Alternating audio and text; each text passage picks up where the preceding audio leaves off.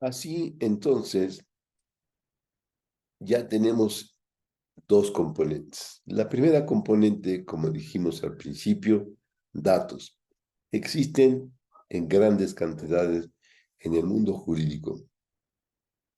Todas las leyes, todos los elementos que se tienen de las Supremas Cortes, de los diarios oficiales, de las carpetas de investigación, de los antecedentes, que son en general archivos impresos, escaneados de papel o generados por un PDF que alguien hizo un estudio en Word o en alguna herramienta y lo exportó a PDF. Hay demasiada información. Segundo, la metodología.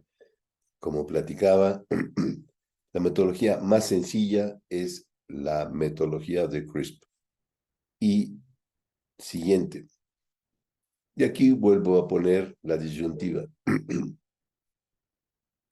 Si la solución que yo quiero de mi problema existe una solución de paga, hay que evaluar si es urgente y el costo a largo plazo es rentable, pues tal vez valga la pena comprarla. Pero si no, desarrollar soluciones particulares con datos propietarios o de mi interés que pueda ser utilizada para uso posterior y transformada conforme vaya evolucionando el mercado, pues eso es más rentable hacerlo en el equipo interno técnico. Porque el desarrollo del interior de la empresa, de un despacho, a largo plazo es la opción más recomendable cuando se trata de tecnologías innovadoras y disruptivas como es la inteligencia artificial generativa. Y esto es uno de los fenómenos que las personas que ya hemos vivido todas las olas de la tecnología, al principio todo mundo se enfoca y cree que esa tecnología llegó para quedarse, pero va evolucionando. Como son tecnologías nacientes, van acoplándose, siendo acopladas a las necesidades y a la veces hasta descontinuadas en ciertas bibliotecas, que hace que después de un tiempo ya no se pueda usar. Y eso es un gran problema cuando se trata de aplicaciones empresariales que tienen un alto valor para la empresa. El desarrollo de aplicaciones empresariales hay que tener un control de todos los procesos estratégicos. Y al desarrollo al interior se promueve mucho mejor control, la seguridad y la confidencialidad, sobre todo cuando son datos sensibles y estratégicos. Y esto es muy interesante entenderlo. Hoy muchas personas que les platicamos, te podemos ayudar a hacer tu propio sistema de preguntas y respuestas y siempre dicen, pues si yo lo puedo subir a los grupos que ofrecen como ChatGPT, BART y todas estas herramientas y me hacen los resúmenes y me dan todo, sí, pero es muy importante entender que una vez que el archivo se sube a las plataformas por muchos contratos de confidencialidad que se tengan, eso pasa a ser parte del conocimiento de ese grupo. Y eso ha sido muy conocido. Hay grandes grupos de empresas a nivel mundial que están prohibiendo a sus empleados usar estas herramientas de inteligencia artificial generativa como ChatGPT y BART y todas estas para compartir cualquier tipo de archivo al interior que tenga un carácter de confidencialidad al interior de la empresa. Y eso ha sido muy ya conocido, que ciertos secretos que las personas subieron esos archivos a estas plataformas con todos los contratos de confidencialidad que se quieran, después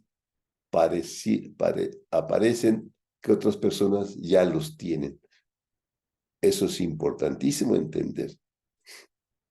Entonces, la tecnología es muy interesante, pero cuando se trata de secretos, estudios, de innovación de una empresa, es importante evitar el uso de estas plataformas de inteligencia artificial donde analizan los archivos personales de la empresa.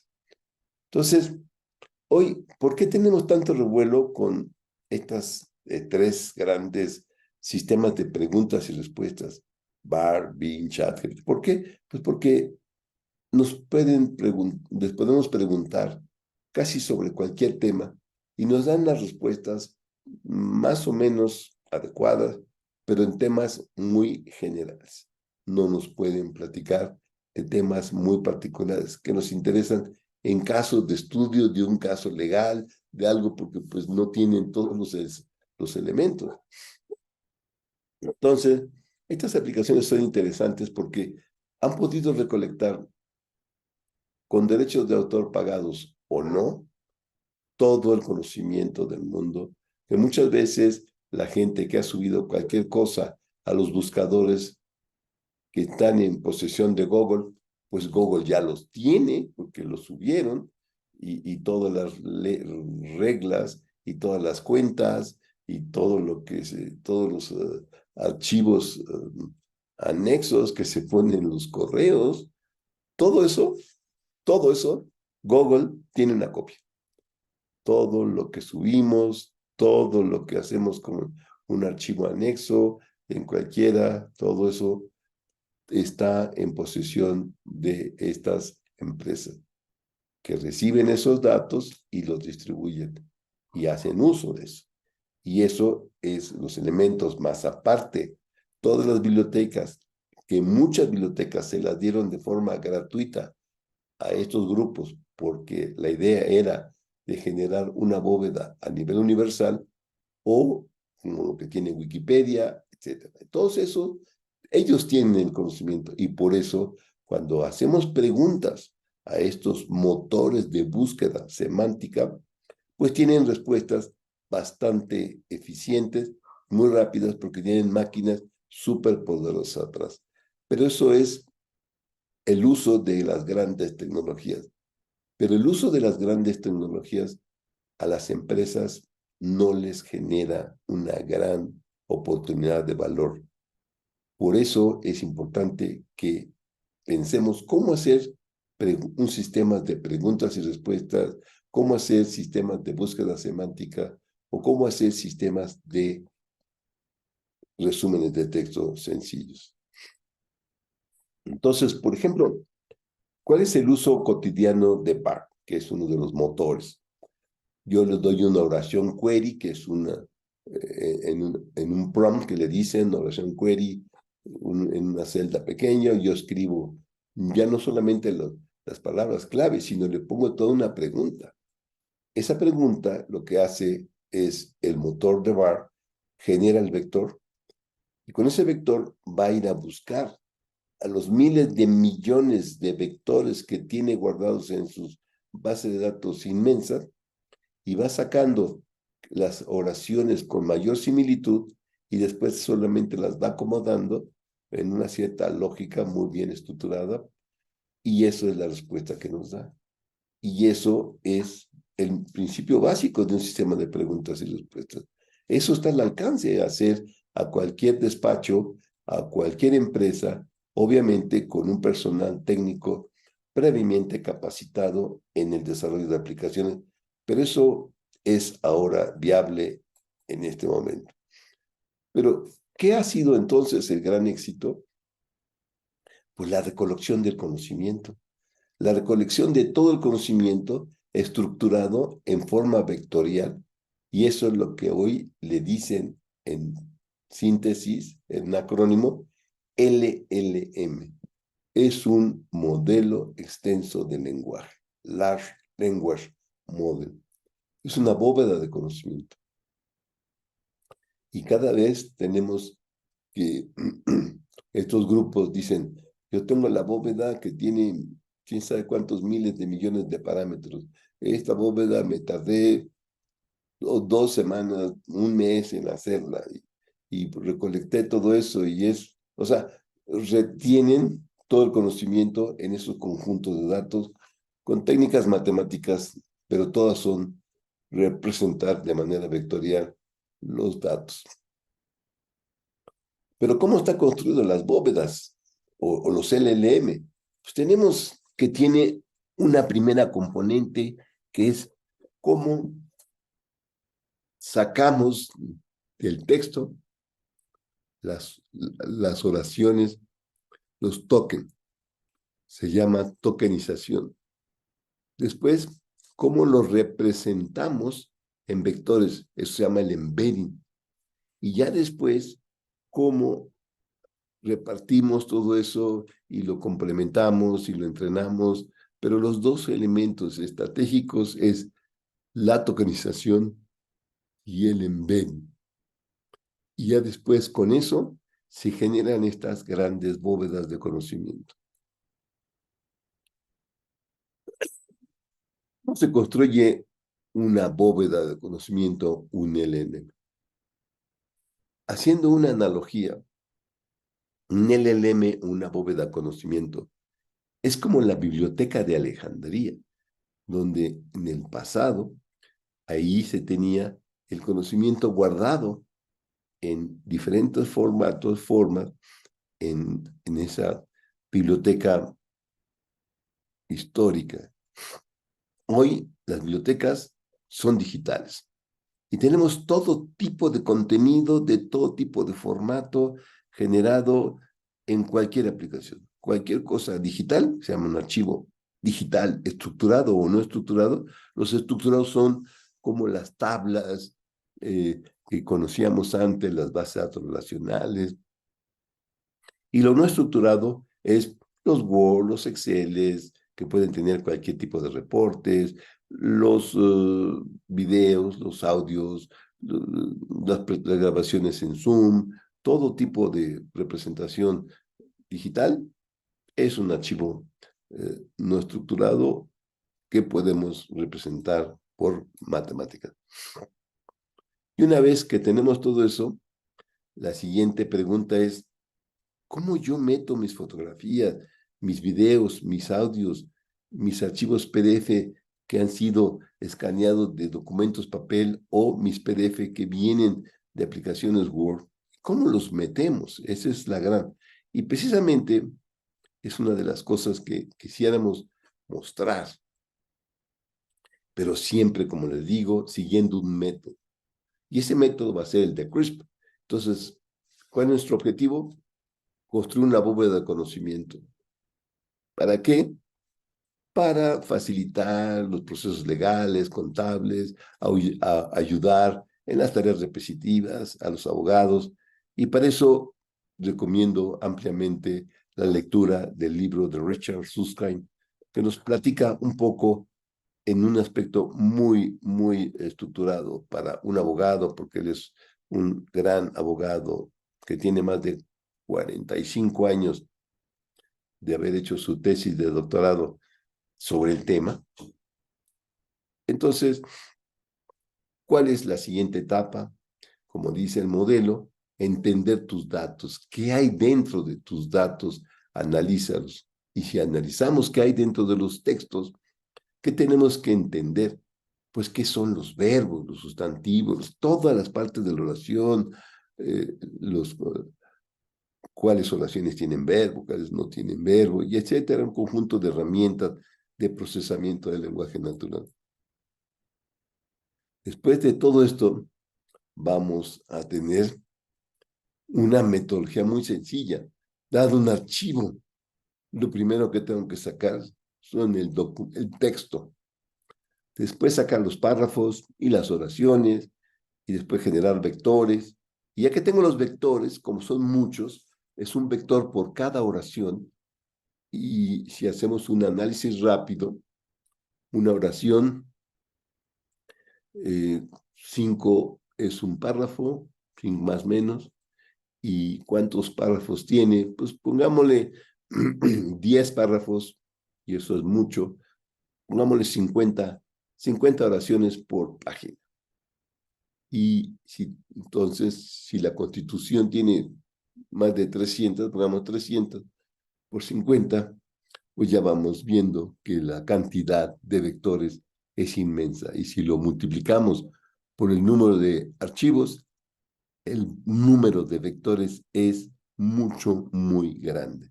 Por lo tanto, necesitamos una estructura para poder analizar y gobernar grandes cantidades de vectores. Y por eso se hizo un nuevo concepto ahora, reciente, que se llama las bases de datos vectoriales. Y esto es otro de las grandes herramientas que se tienen. Una vez teniendo las herramientas poderosas, ¿qué sigue? Ver cuál modelo matemático de similitud semántica vamos a seguir, cómo vamos a sacar los elementos. Después la última es comparar una solución con otra, porque hay muchas formas de sacar los vectores, todos son vectores, pero cada grupo, por ejemplo, nos dicen, ChatGPT 3, ChatGPT 4, el Plus y no sé qué, pero además de que de ofrecer más servicios, tiene mejores estructuras para generar los vectores de manera más asertiva, pero son vectores. A veces son de 400, 300 componentes, 800 o 1000 o 1500 componentes, y obviamente entre más componentes tenga un vector, mejor representa la oración. Y al final, una vez que comparo con ciertas metodologías, como estaba poniendo en la mesa, herramientas que tiene Google, como sus modelos Palm, PALM, o con sus de Facebook, como se llama, o de OpenAI, etcétera, se tiene que comparar cuál es la mejor solución a mi objetivo de negocio.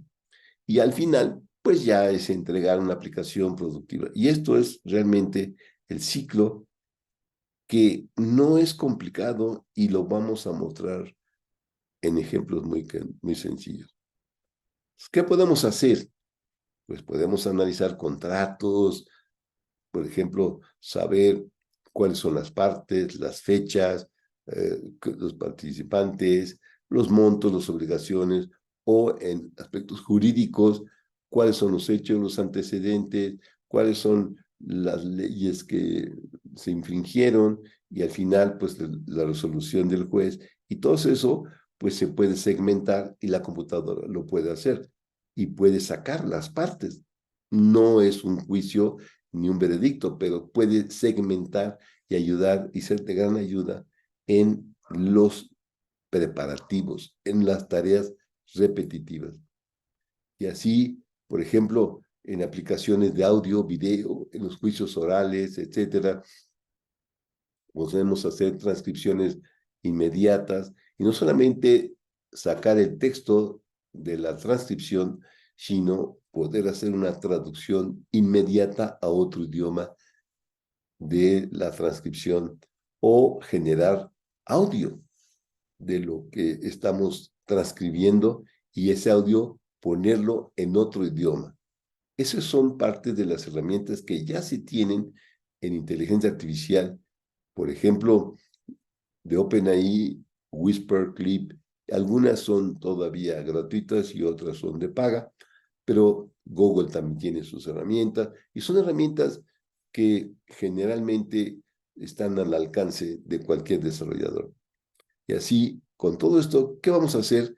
Pues entonces vamos a tratar de generar un conjunto de pequeñas aplicaciones para mostrar el método de cómo recibir un conjunto de documentos jurídicos, cómo prepararlos para generar la bóveda de conocimiento que se administra a través de una base de datos vectorial, y ya después podríamos hacer, usando las bases de datos vectorial, los servicios como búsqueda semántica, como preguntas y respuestas, como resúmenes de texto. ¿Y qué herramientas? Pues no hay muchas diferentes. En general, los grupos están usando casi todos las mismas herramientas. Un lenguaje, generalmente promovemos nosotros Python, una base de datos Chroma vectorial, hay muchas, ahí hay muchos diferentes enfoques.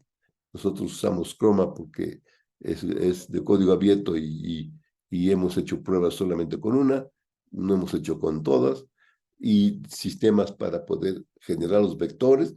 Hay muchos, pueden ser de paga, con una suscripción a OpenAI, y puede uno enviar sus vectores, y por cada vector, pues al final hay un costo, pero cuando lo anotamos por el número de vectores que ellos lo catalogan, esa es su medida de cobro, pues cuando estamos haciendo las cuentas de cuántos vectores o cuántas oraciones tienen las diferentes leyes, pues son muchísimas.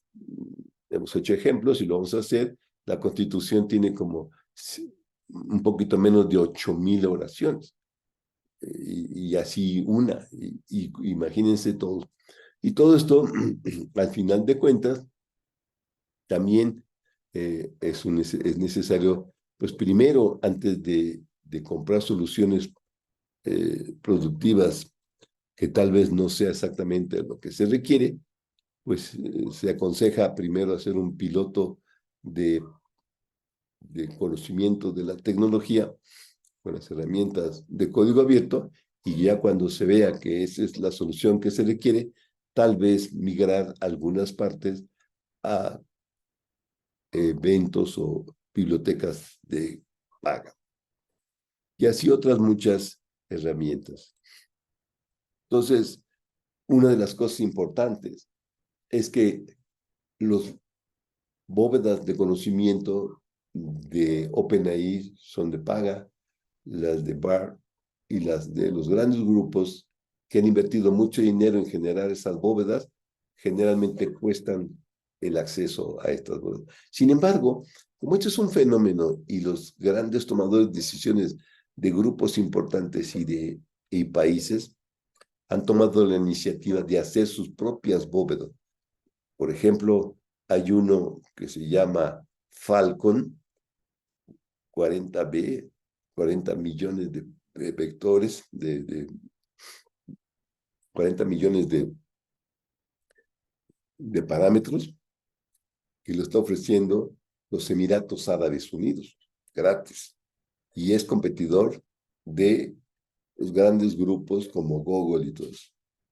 Recientemente me entero que Francia tiene un LLM gratuito, y así grandes grupos están ofreciendo sus bóvedas gratuitas para su uso de sus desarrolladores al interior de su país, para no tener una dependencia de los 4 grandes o 5 grandes que están dominando el mundo de la tecnología de inteligencia artificial. Y por eso los países, en vez de solo promover el uso de estas herramientas, están promoviendo la generación de herramientas y sobre todo la generación de bóvedas o los LLM. Y así es importante que eso sea un elemento. Ahora, y para ir cerrando, una de las cosas interesantísimas es que todo este ciclo de generación de aplicaciones ya tiene un marco de trabajo que se llama LangChain, y esto ha permitido, usando esta metodología por este tipo de componentes, yo ya solamente me dedique a generar cada una de las partes que tiene la metodología, y después la metodología me ayuda a pegar la solución. Esto es algo maravilloso, y es algo que, como comentaba, surgió a finales del 22 y en realidad empieza a surgir a principios de este año, pero es una herramienta muy interesante. ¿Y por qué? Pues porque ya todos los grupos también ya tienen sus propias formas de hacer los trabajos, pero ahora ya se tienen unos elementos estructurados como framework, y también hay otro que es llama index, es parecido al Unchange, y entonces estamos viviendo un nuevo enfoque, y esto es algo interesante. De las aplicaciones vamos a hacer unas en unos minutos, y pues es todo, y proponemos una demostración